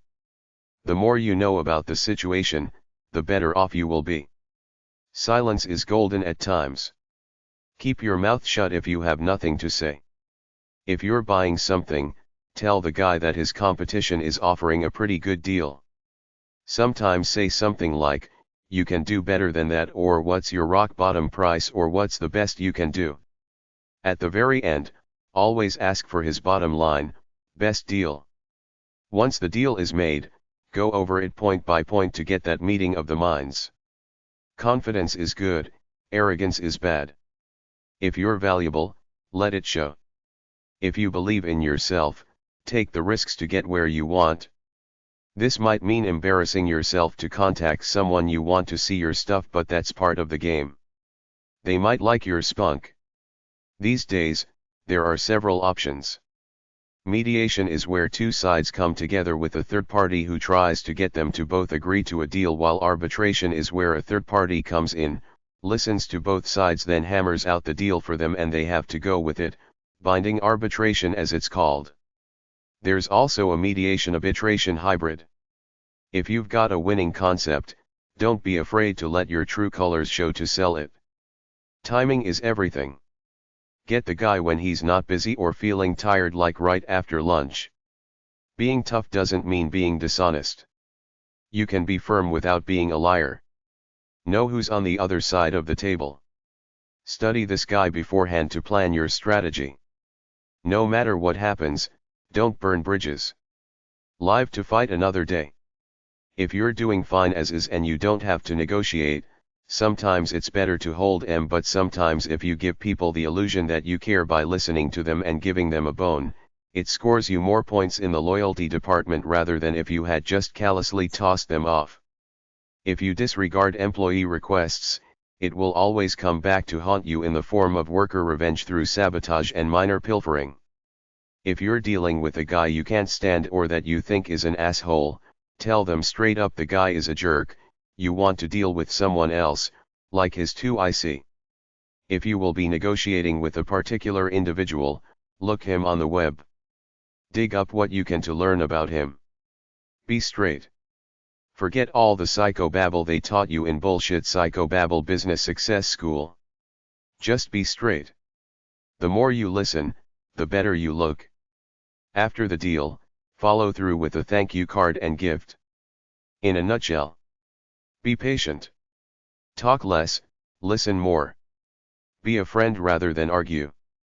Go at a leisurely pace. Let the other guy get it all out of his system. There are books on negotiation at hashtag 658.405 or HD 58.6 at the library. bradmccrae.com. callumcoburn.co.uk, Negotiation Skills Training and Sales Coaching. degreex.com, get an executive certificate in negotiation online. harvard.edu/vines/program_on_negotiation. NotreDameOnline.com, online certificate in negotiation. sabonline.com, learn effective negotiation skills. scottwarkusa.com, learn effective negotiation skills. Chapter 4. Be a good boss. Good boss 1. Judge people on merit, not age, experience, or diplomas. Respect your employees 100%. Develop a team attitude. Authority speaks the loudest when it speaks the least. Happy workers are productive workers. Make them feel like they count, challenge them, then reward them, even if just with praise. The number one thing about being a good boss is to have the ability to make people aspire to reach their true, God-given potential. The golden rule is to walk around, talk and look things over all the time. Be a good boss but not a busybody. Give people space to do their jobs and don't come on too strong about asking about their personal lives. Be honest with your workers about what is going on in the company. Employees want a piece of the action or ownership. Offer stock options, upward career mobility or something like that. When hiring, be quick. Don't leave somebody waiting before you hire them. Having fun in a friendly environment results in high productivity. Having fun can energize your workers to become more productive. Listen to good ideas and act on some of them. Be loyal to your workers. Be available to talk to workers who want to talk to you. Some people want some things left private, so don't impose too much just because you're the boss at work. As the leader, you're the moral and authoritative authority, which means there's an invisible space between you and your workers. Your true authority is directly proportional to how much real responsibility you're willing to take. You can't horse around with them or slack off at all. You must demonstrate a solemn dedication to the job all the time. You can't be a faker or a slacker. You must have a strong knowledge and understanding of the business, including technology, inner politics, general insight into life, people skills, money matters, and have a healthy dose of experience to boot. Don't be afraid to be a trailblazer, groundbreaker, and all-around original. That's what makes a good leader. To be a good manager over and above a good leader, you must strive to increase business effectiveness systematically. You have to be a boring guy and deal with the details, not just blindly go with the vision all the time. Visions are useless if you don't have the sense to keep a positive cash flow. Formal education doesn't play much of a role in a boss's success. It's all about current, relevant education to your narrow niche in the marketplace and an elusive thing called instinct and insight. The greatest teacher is always real-life experience. Don't let your ego and or need for power get in the way of the bottom line, the profit margin. And don't forget charm, aka charisma. Another thing I've noticed is that bosses who can't write good copy with proper punctuation and grammar expose their true ignorant selves to their employees. There's nothing more ridiculous than some boss who comes on with a real rousing speech, then when you read his correspondence, you see that he makes all kinds of simple mistakes and his words don't really flow smoothly. In the white-collar professions, trust me, writing ability is very important, not just the flow of words but the simple stuff like spelling, commas, semicolons, etc. It's alright to delegate the leadership for some projects. You can't do it all by yourself. A good leader takes a stand and is firm in his beliefs. Don't be a nitpicky, in-your-face leader. Give people space to do their own things. If there are problems with the company, don't keep it to yourself, tell your workers about it. They will understand and may be able to help. Analyze your performance objectively. Contrary to myth, authoritarian bosses are not good except in emergency situations that need one good leader to make quick decisions, such as in the military, police, or firefighting. In the world of business, your best bet is to make the workplace a happy place where people like to work and feel that they can talk to you freely about any problem or good ideas they might have. Strive for a middle ground between being the tough guy boss and a good guy. Be real with them. Don't can't yes just because you don't want to be perceived as a mean it. The bottom line is profit. They know it, you know it, they know they're expendable if they don't produce to standard, and they know that if you're incompetent, the whole operation could blow, so it's your job to make sure they do the job and don't take it lightly. The trend is teamwork with a high visibility, accessible boss, but if an employee is low-key, don't push him to participate. If you put on an act, sooner or later, the real you will show through. You can't fake it for long. Just be yourself all the time. Never be wishy-washy about anything. If someone has an unresolved issue, think it over, make a straight decision, then act on it, no ifs and buts. If someone asks you a question, it's alright to take time to think about it before you answer. If you have to say no to something, say it without getting sappy or guilty. It's all about business. Give an explanation if you feel so inclined. Try to keep everything as simple as possible in all work matters, particularly with the organizational setup and chain of command. There should be no chain of command. Everybody should be accessible all the time. The golden rule to motivating employees is to give them challenging work with real responsibility attached to it, so that they can get some self-respect and pride out of it. Many jobs are just plain out dull.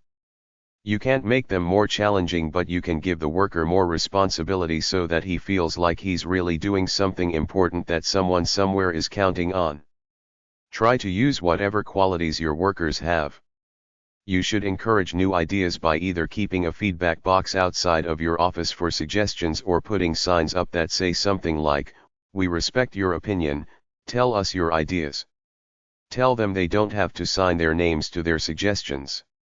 Always be accessible to anybody that might want to talk to you. Talk to your workers face to face, not on the phone. Meet them on the work floor, not in your intimidating office.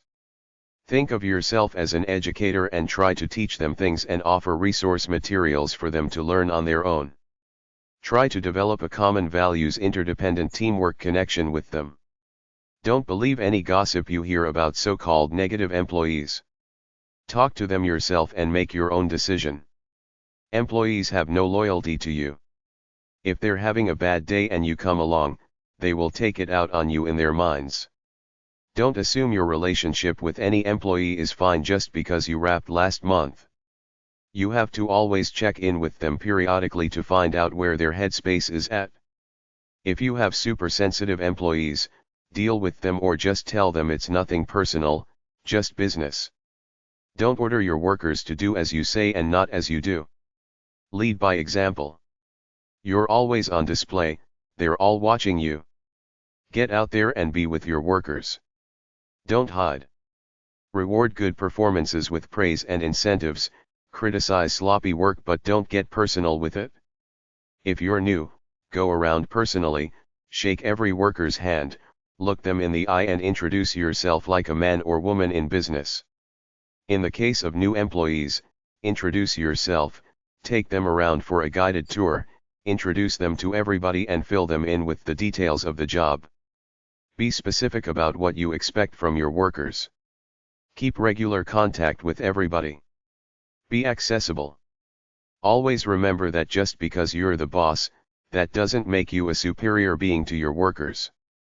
They will accept your authority and respect you if you treat them right, but if you're out of line just a little bit, like displaying anger, trying to suck every ounce of work out of them, etc., they will start talking about you behind your back and ultimately take it out on you in a concept called workplace revenge/workplace sabotage.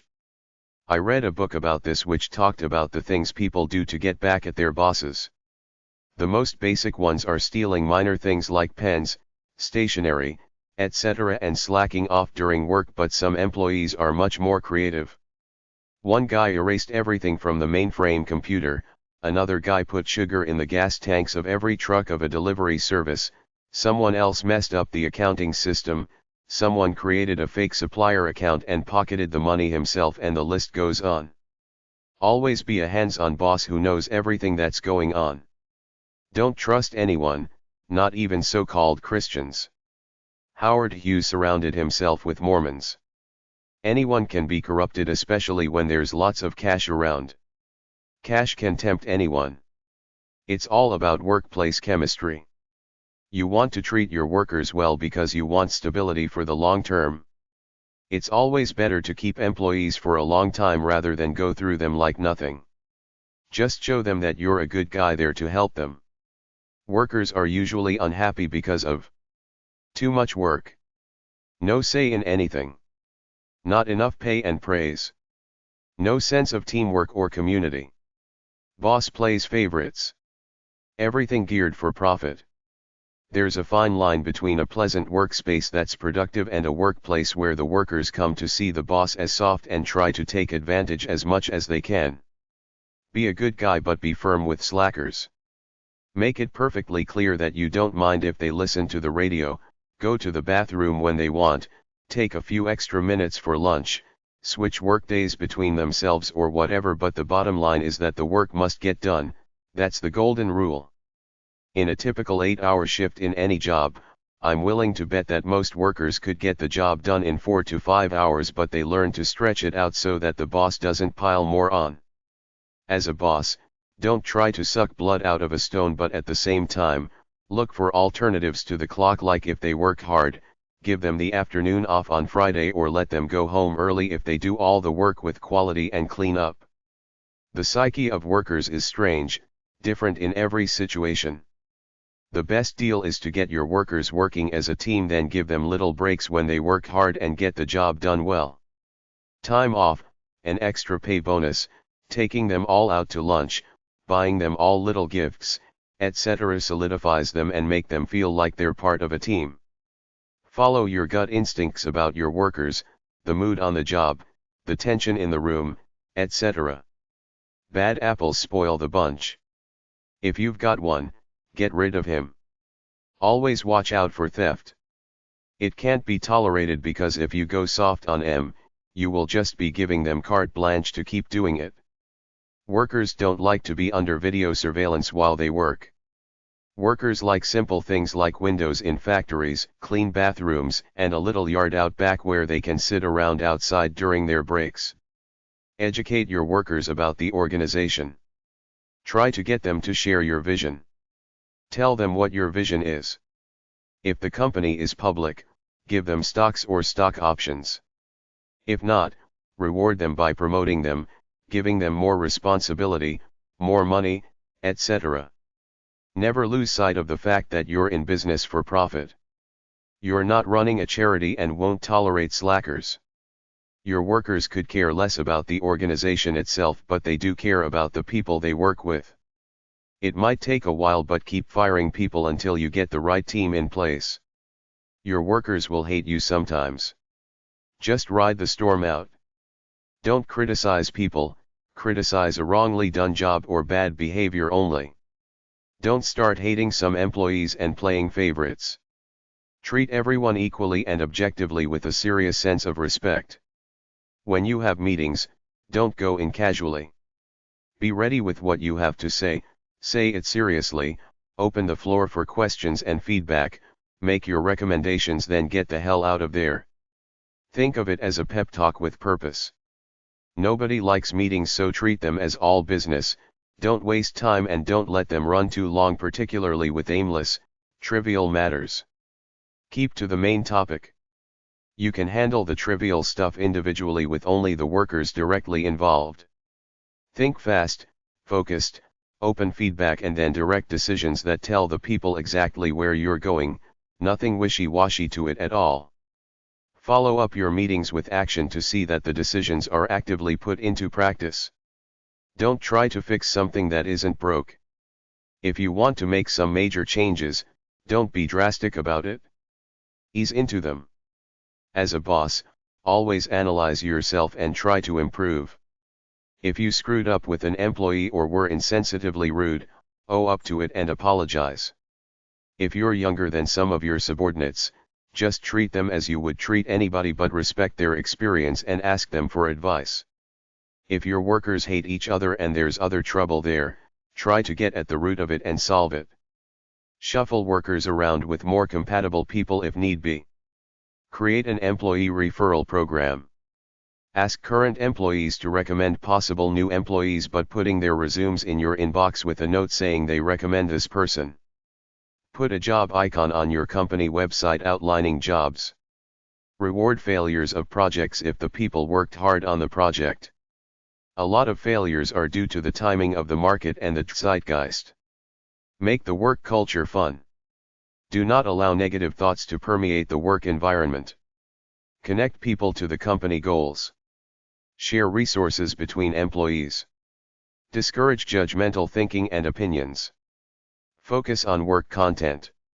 Establish relationships with your employees. Treat everyone equally, never allowing favoritism or cliques to develop. Do not allow people to divide the culture with bias in favor of longer-term employees. Convince the longest-term employees to show appreciation toward the newer employees for believing in the company cause. Encourage all employees to think of one another like colleagues of equal value in different ways. Communicate high-level business plans regularly. Make decisions. Do not stall on big ideas for very long. Allow feedback in your inbox. 2 heads are better than 1 on projects. Offer continuous learning opportunities which lead to career advancement. Offer flexible schedules such as 4 10-hour days. People can also work from home part-time as long as they can be effective working remotely. Recognize people for their extra effort. Give them days off and extra money. Keep workers engaged and challenged. Listen to how employees are doing. You want them to feel good in their jobs and share a sense of accomplishment with company success. Let people feel as comfortable as they need to be with their own motivation. A good manager helps to provide a strong foundation. Give new workers a chance to adjust to the workplace. Be a mentor. Tell them what is expected of them. Help with administration, filling out forms, parking, etc. Introduce the new hire to others. Touch base regularly. Employee and employer relationships need continuous attention and care. Talk to them. Connect with them. Care about them as human beings. Act sincere. Pay people extra if they're worth it. Ask for new ideas. Emphasize people relationships within the company. Treat all employees as customers. Give good employees what they want. Give workers a sense of community and belonging, a purpose, pride in the organization and a feeling of control over their career. Good boss too. A people's boss is personable, leads by example and doesn't ask anyone to do anything he either hasn't done or isn't willing to do. He's actually not much of a boss at all in the sense that if it isn't broken, don't fix it. If the employees are doing their jobs, he doesn't hover over them, constantly checking them out, which breeds distrust. He leaves them be until the situation demands that he step in. It's not about all that cheap human resource psychology crap you hear all the time about strategies to motivate employees or supercharge the workplace. In fact, workers resent it when they see you trying those cheap one-liner ploys on them. Don't use rah-rah gimmicks. Be solid. Nevertheless, the so-called art of motivating employees is big business in the realm of business education and human resources, so I will give you a bunch of one-liners I gleaned from several books on the subject. Good bosses are all about helping your workers get ahead at work and achieve their personal life goals. You're trying to help them upgrade themselves education-wise and get promoted to higher positions so that you can benefit from their abilities. It's a mutually beneficial thing. Both sides look in the same direction, to the betterment of the company. When you make your workers happy, they like you and become more productive, so everybody wins. The more motivated, upbeat and inspired you are, the more your employees will absorb some of this through osmosis. The more honorable and dignified you are as a human being, the more respect you will get. Your word and reputation is all you have. Culture it and live by it or die by not following it. All you have is your honesty. If you compromise it, you have nothing in the eyes of your workers. Be a common man or woman. Don't even try to act uppity. This is the one thing the workers are always checking you out on: are you being real or putting on airs? The more clear your vision is for the company, preferably written down somewhere, on the wall in poster form and in the company manual, the more the workers will know exactly what you want and work towards that end. It's generally not about the boss versus the workers, even though that's the conventional wisdom. Workers want bosses to win as a successful company because it means they will win too in pay and job security. They know they're on the same team.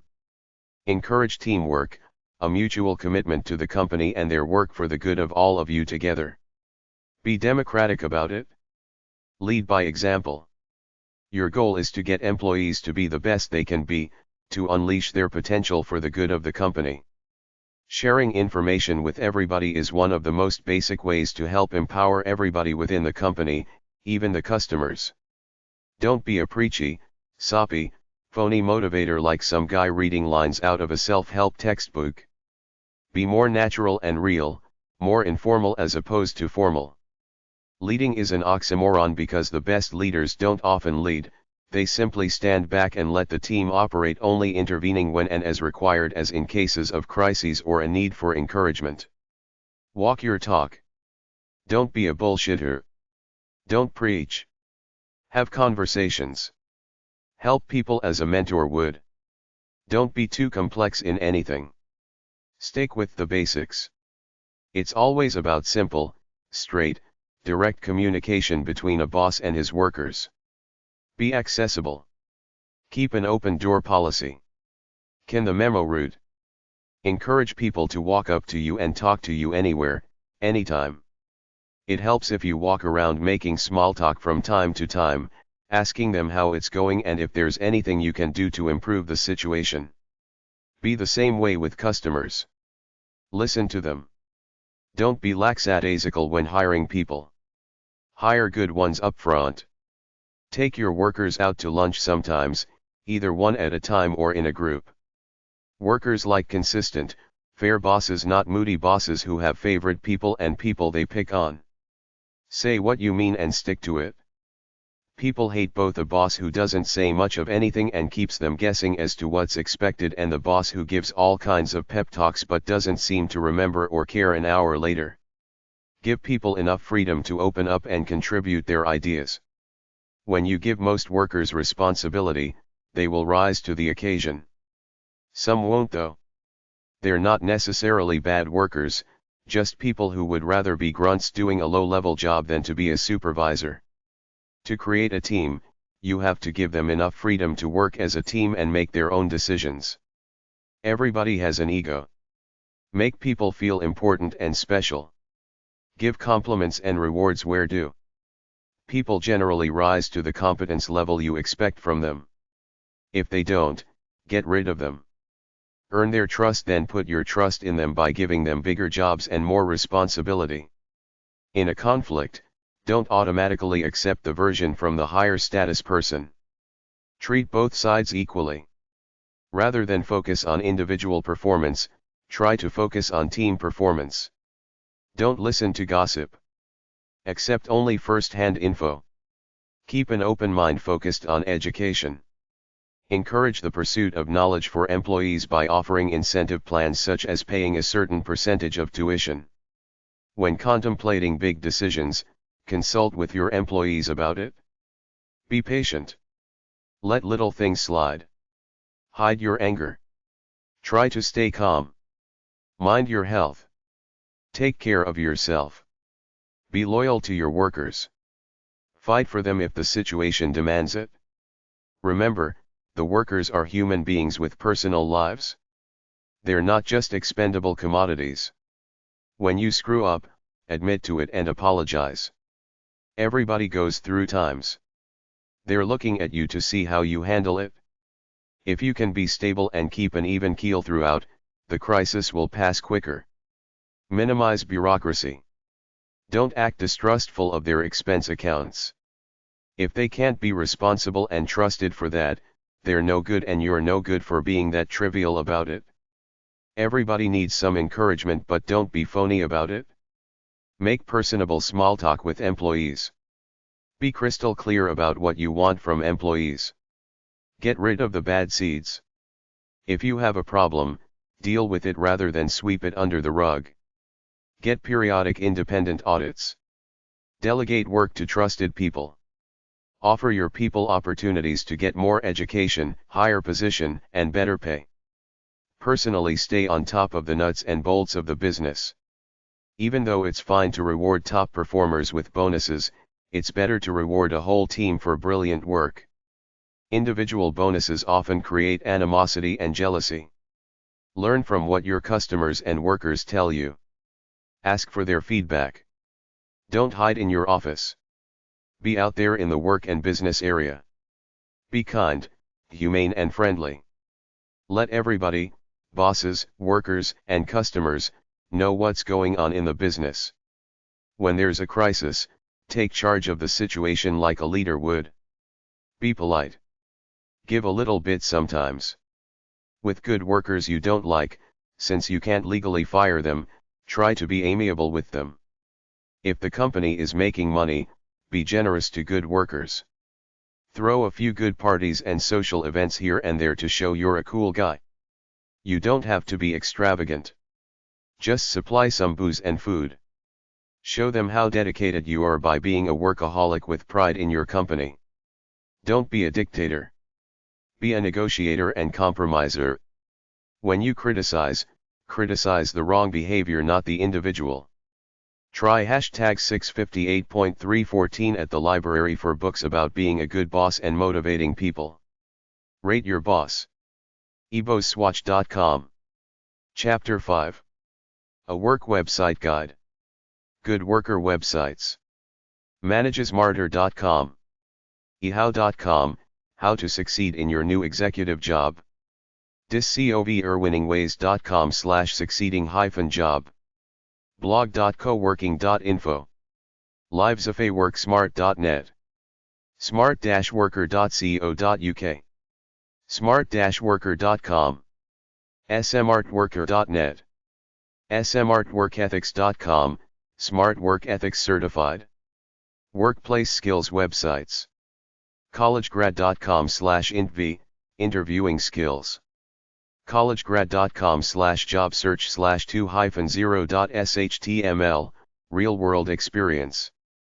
conferenceboard.ca/topics/education/learning-tools/isp.aspx, innovation skills profile. eff.cls.utk.edu, equipped for the future. en.wikipedia.org/wiki/soft_skills, soft skills overview, Wikipedia. hrsdc.gc.ca/essential_skills/general/home.html, essential skills, what are they? hrsdc.gc.ca/workplaceskills/publications/index.html, workplace skills publications. newwaystowork.org. Soft skills websites. toolkit.com. udel.edu/csc/jobskills.html, developing job skills. work-based-learning.org. workfutures.bc.ca/wfs/viewstaticpageaction.do ? File name =employability_skills_eng, skills for today's workplace. west.org/online_pub/workforce/workforce.htm, skills for tomorrow's workforce. workreadiness.com. Emotional intelligence websites. Emotional intelligence is one of them psychobabble terms that some psychobabbleist, Daniel Goleman, created in order to convince people they were deficient in emotional empathy so he could create a mini-industry by selling books, tests, and workshops on it. He makes the fallacious assumption that the human personality can be dissected into different, discrete parts, one of which is emotional intelligence, but it's all a crock of crap because we're holistic beings. Everything we think and do is tied into our emotions. We can't separate them from the rest of ourselves. giotman.com, Emotional Intelligence. unh.edu/emotional_intelligence. emotionaliq.com. Happy at Work websites. thebalance.com. easyarticles.com, Staying Happy at Work. daveramsey.com/etc/happy_work_5969.html. workhappynow.com. happy-at-work.co.uk. happinesshabitsatwork.com. lifelearningtoday.com. positivesharing.com/category/happy-at-work. reddit.com/r/happy-at-work. Teamwork at Work websites. money.how-stuff-works.com/business/starting-a-job/how-to-improve-teamwork-in-workplace.htm. smallbusiness.cron.com. thebalance.com. buzzle.com/article/teamwork-in-the-workplace.html. teamworkonline.com. Work attitude websites. It all comes down to one thing, the attitude with which you choose to travel. If you'd like to see what's out there in the realm of conventional self-help, go to number 155 to number 158 and number 291 at the library.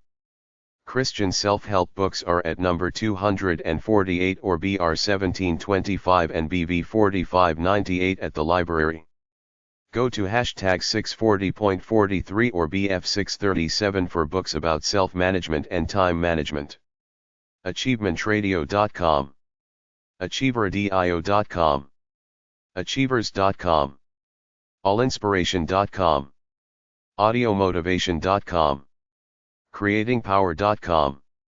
creativepoweroffthought.com. dailystrength.org. dailytidings.com. dalecarnegie.com. ehow.com, how to help yourself. easyarticles.com, attitude in the workplace, how your work attitude can define you. franklincovey.com. happy-people.co.uk, learn how to create a great place to work. scienceofmind.com, scienceofsuccess.com, secretstotheirsuccess.com, selfgrowth.com, selfhelpmagazine.com, selfknowledge.com, self-mastery.net, self-mastery.org, totalselfmastery.com, totalsuccess.com, trulypositivechange.com, whoopaido.com/business_quote/hard-work.htm, clement.com, teamwork poster brochures, motivational posters, Dale Carnegie Training, dalecarnegie.com, Frontier Motivational Posters, frontierconnect.com, G. Neal, Tools to Manage and Motivate People, gneal.com, humankinetics.com, Optimist Magazine, optimist.org, Priorities Magazine, for personal and professional success, franklincovey.com, toolsforexploration.com, work ethics websites. Books about business integrity are at hashtag 658.31-40 and HD 57.7 at the library. en.wikipedia.org/wiki/business_ethics, business ethics overview. ethics.iit.edu/code/co.html, codes of ethics in professions. coe.uga.edu/workethic/on_line-lesson.htm, work ethics lesson plans. globalethics.org, onlineethics.org, businessethicsresources.com, coe.uga.edu/workethic, work ethics site. business-humanrights.org, bsr.org, business for social responsibility. business.com/directory/management/business_ethics, businessethics.com, business-ethics.com, businessethics.org, businessphilosophy.com, ethicalcorp.com, ethicalgge.com, ethics.ca, Ethics International, based in Victoria, British Columbia, Canada, is a business with a mission to promote fair practice. Religion Spirituality Workplace websites at dmoz-odp.org/society/work/workplace_spirituality. pliant.org/personal/tom_erickson/workandspirit.html, essay, Work and Spirit, an essay by Thomas Erickson. itstime.com/rainbow.htm, 7 Principles of Spirituality in the Workplace, outline of practical spirituality. clarityfacilitation.com/papers/intro.htm, Spirit in Conflict, through 4 interviews, explores how people who work with conflict find and identify a spiritual foundation for their work. workmatters.org, Work Matters, regional ministry that teaches workers how to integrate their faith into their jobs. northernway.org/workplace.html, Workplace Spirituality, Business Week magazine article focusing on the growing presence of spirituality in corporate America. Christian workplace websites at dmoz-odp.org/society/work/workplace_spirituality/Christian. 247faith.com, seeks to enable people to express their faith at work.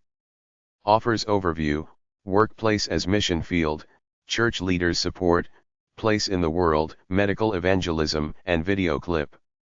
businessalpha.org.au Australian course about understanding the meaning of life run in the business or workplace setting.